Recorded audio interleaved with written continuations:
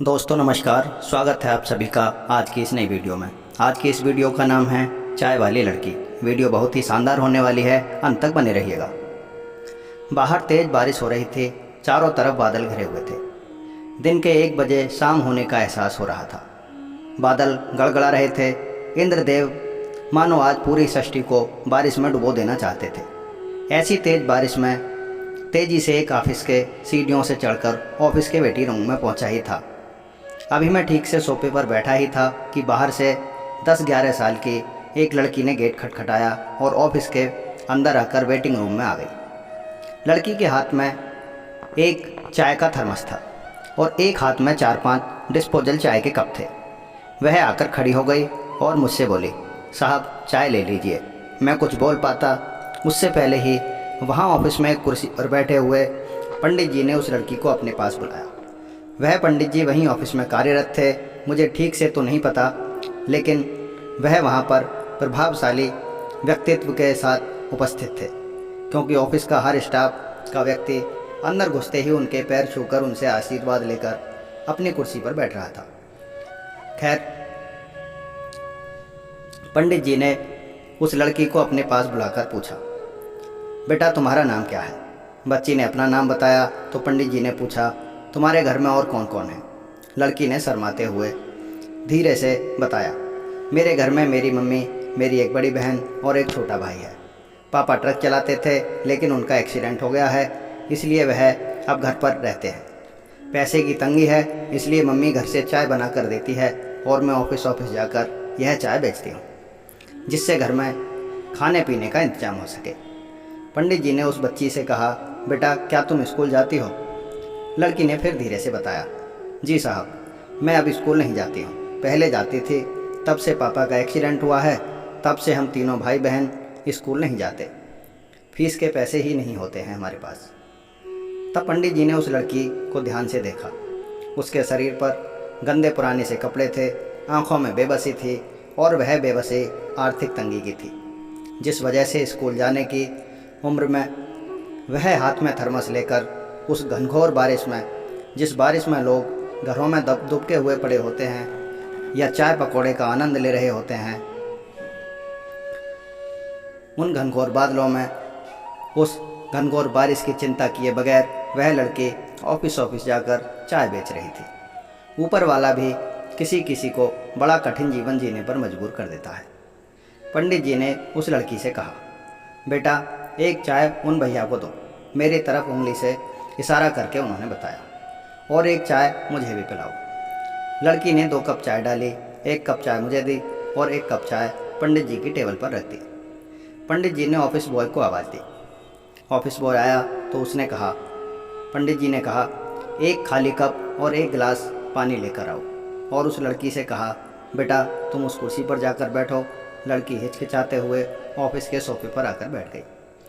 तभी office boy ने आकर 1 गिलास पानी और 1 खाली कप पंडित जी के सामने रख दिया।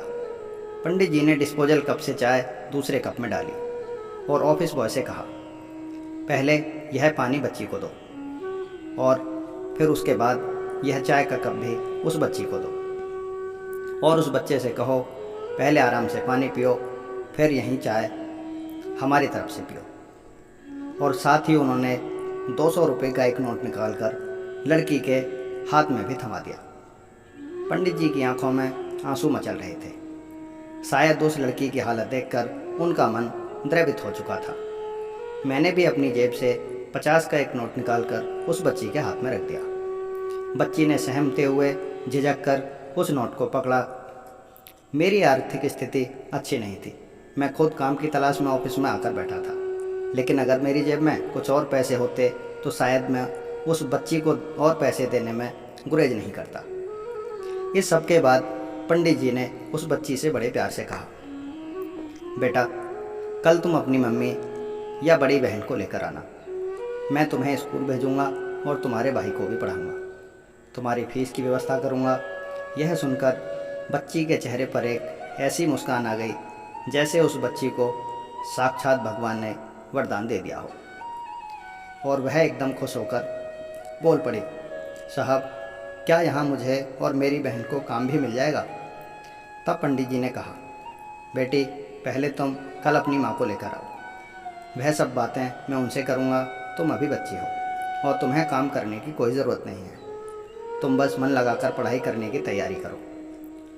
यह सुनकर बच्चे कृतज्ञ भाव से पंडित जी की तरफ देखने लगे। मैंने देखा उसकी आंखों में आशा की ऐसी किरण चमक रही थी जिसकी उम्मीद करके वह बिल्कुल नहीं आई थी। उसने अपनी चाय का थर्मस उठाया और आंखों में कृतज्ञ भाव लेकर धन्यवाद करती हुई बाहर निकल गई। बच्ची बाहर चली गई, लेकिन मेरे मन में सैकड़ों सवाल छोड़कर गई। मैं सोच रहा था, न जाने कितने बच्चे इस बिटिया की तरह ही पढ़ाई से वंचित रह जाते हैं। जाने कितने घरों के बच्चे इस छोटी सी उम्र में रोजी रोटी के लिए काम करने को मजबूर हो जाते हैं। क्या इस सब के लिए सरकार के अलावा हमारी कोई जिम्मेदारी नहीं? अगर ईश्वर ने हमें कुछ दिया है तो हम अपने अंदर पंडित जी जैसा भाव क्यों नहीं रख सकते? क्यों नहीं कुछ लोगों की मदद कर सकते? क्या हम सिर्फ अपना और अपने बच्चों का पेट भरने के लिए पैदा हुए हैं? समाज के लिए हमारी क्या कोई जिम्मेदारी नहीं बनती? क्या इस बुराई को ख़त्म करने में हम कोई योगदान नहीं दे सकते? ज़रूर दे सकते हैं। अगर हम साफ मन से किसी की मदद करना चाहें तो अवश्य कर सकते हैं। मेरे मन में उस बच्ची के लिए दया भाव तो था ही, साथ में मेरी नज़र में पंडित जी का सम्मान और बढ़ गया था, जिनको मैं ठीक से जानता भी नहीं हूँ। मेरी नज़रों में उनके लिए सम्मान का भाव वहाँ से निकलते निकलते भी मेरी आंखों में था।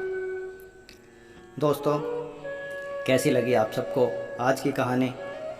अगर कहानी पसंद आई हो तो चैनल को सब्सक्राइब करना, कमेंट करें और बेल आइकॉन दबाना ना भूलें, ताकि अगली कहानी का नोटिफिकेशन आपको आसानी से मिल सके।